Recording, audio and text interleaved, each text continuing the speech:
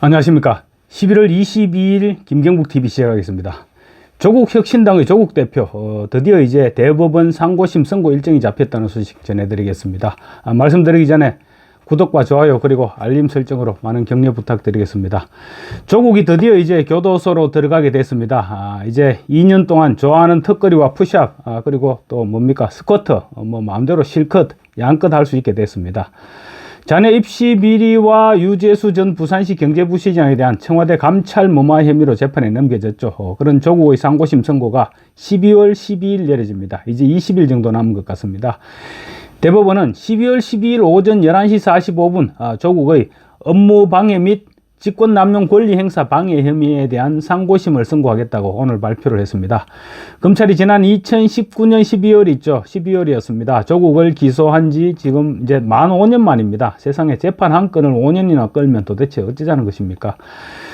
조국은 1, 2심에서 모두 징역 2년의 실형과 추징금 600만 원을 선고받았습니다. 심지어 2심에서도 실형을 선고하면서도 재판부가 법정 구속을 시키지 않았죠. 그래서 지금 온 나라가 조국 때문에 멍이 들었습니다. 조국의 2심 재판부는 지난 2월 3일이었습니다. 딸 조민의 서울대 의학전문대학원 허위 인턴십 확인서와 공주대 허위 확인서, 동양대 허위 표창장 사건과 관련해서도 조국의 위조 공문서 행사, 허위 작성 공문서 행사, 위조 사문서 행사 등의 혐의 모두 유죄로 인정했습니다.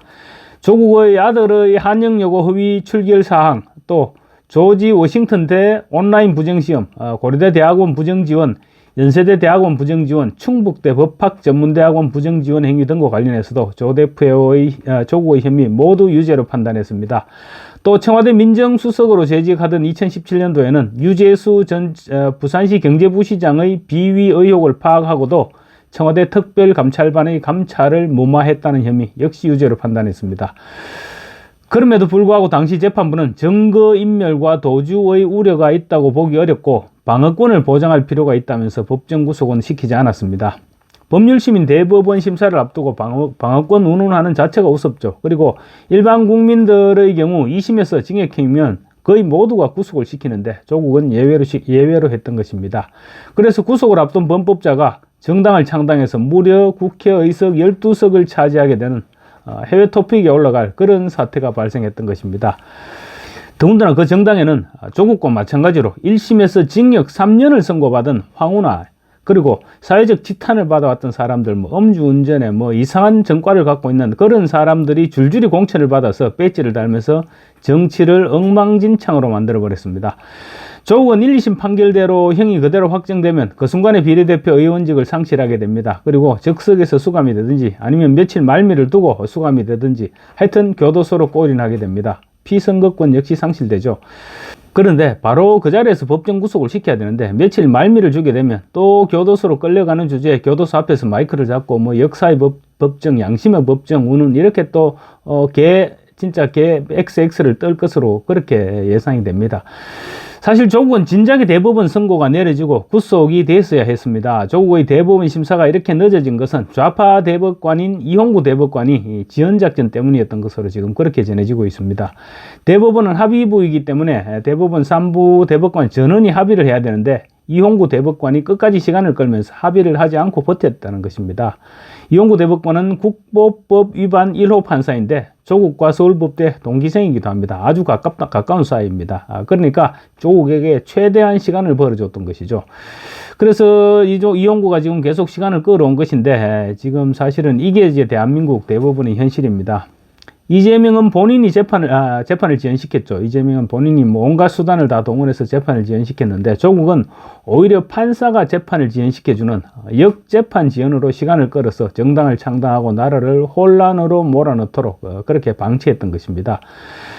조국이 대한민국에 끼친 해악은 이루 말로도 할 수 없습니다. 그 중에서도 가장 큰 잘못은 나라를 양분시켰다는, 국론을 양분시켰다는 것입니다. 문재인이 조국을 법무장관으로 지명하면서 조국의 내로남불이 하루에도 몇 건씩 그야말로 헤아릴 수 없이 수도 없이 터져나왔습니다. 오죽했으면 조만대장경이라는 얘기까지 나왔겠습니까? 그동안 마치 도덕군자인 것처럼 SNS에 온갖 글을 올려왔는데 그런데 조국의 실제 행동은 조국이 SNS에 올렸던 글과는 완전히 정반대의 행동을 하고 있었던 것입니다. 국민들의 허탈감과 실망감에 불을 지폈죠. 그래서 조국 사태로 연결되면서 나라가 두 쪽으로 쪼개졌습니다. 서초동 법원 앞에서는 날마다 조국 수호 집회가 열렸고, 광화문에서는 조국 구속을 촉구하는 맞불 집회가 이어졌습니다. 조국은 그렇게 대한민국을 두 쪽으로 갈라놓는 지울 수 없는 죄를 저질렀습니다. 조국의 뻔뻔함은 지금도 진행 중입니다. 형사범으로 지금 구속을 앞둔 범죄자 주재, 며칠 전, 그러니까 그제죠. 그제였는데 20일이었습니다. 윤석열 대통령에 대한 15개 항의 구체적인 탄핵 사유를 명시한 탄핵 소추안 초안을 공개했습니다. 도대체 누가 누구를 탄핵하겠다는 것입니까? 탄핵 사유라고 올린 내용 가운데 윤 대통령이 잘못됐다고 확인된 내용은 단 한 건도 없었습니다. 모두가 의혹이 제기되는 그런 차원이었습니다. 그런 내용들을 탄핵 사유라고 버젓이 올렸던 것입니다. 아마도 자기도 대법원 확정 판결이 다가온다는 사실을 알고 있었을 것이니까 시간이 없다, 이렇게 판단을 했던 것 같습니다. 어쩌면 이용구 대법관으로부터 대략적인 확정 판결 일정을 귀띔을 받았을지도 모르겠습니다. 하여튼 조국이 탄핵 사유로 제시한 내용들은 보면 이렇습니다. 대통령 집무실 관저 신축 비리, 법률안 거부권 남용, 최혜병 수사 외압 및 은폐 시도, 세관 마약 수사 외압 직권 남용, 명태균 게이트, 신일 인사 임명, 후쿠시마 오염수 해양 투기, 이태원 참사, 이런 내용들이었습니다. 제가 방금 나열한 항목들 가운데 사실로 확인된 부분이 단 한 가지라도 있었습니까? 모두가 허황한, 그야말로 의혹 제기 수준에 불과한 그런 내용들을 가지고 일국의 대통령을 탄핵시키겠다고 나선 것입니다.